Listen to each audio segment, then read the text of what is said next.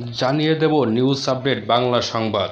প্রিয় দর্শক, তার আগে অনুরোধ থাকবে আমাদের চ্যানেলটিকে সাবস্ক্রাইব করার জন্য এবং লাইক ও কমেন্ট করে এই সংবাদ সম্পর্কে জানিয়ে দিন আপনার মূল্যবান মতামত।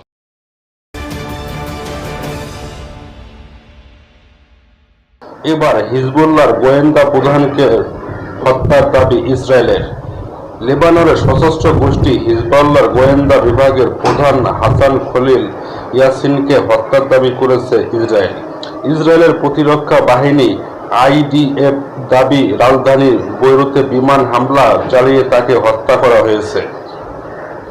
এক বিবৃতিতে আইডিএফ বলেছে, তাদের বিমান বাহিনী হিজবুল্লাহর গোয়েন্দা বিভাগের দায়িত্বপ্রাপ্ত হাসান খলিল ইয়াসিনকে লক্ষ্য করে শনিবার এই বিমান হামলা চালায়।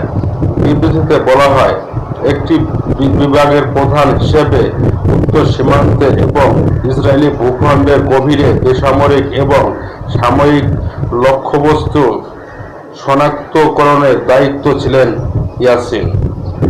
এর আগে গত শুক্রবার রাতে ইসরায়েলি বিমান হামলায় হিজবুল্লাহ প্রধান হাসান নাসরুল্লাহ নিহত হন।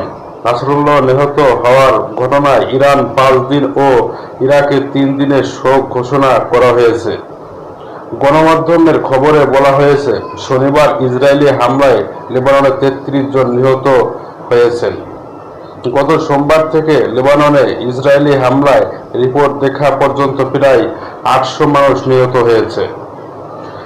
লেবাননের পরিবেশ বিষয়ক মন্ত্রী নাসের ইয়াসিন বলেছেন, ইসরায়েলি বাহিনীর নির্বিচার হামলা লেবানন থেকে প্রায় 10 লাখ মানুষ উদ্বাস্তু হয়েছে। রবিবারও লেবাননের বিমান হামলা অব্যাহত রেখেছে ইসরায়েল।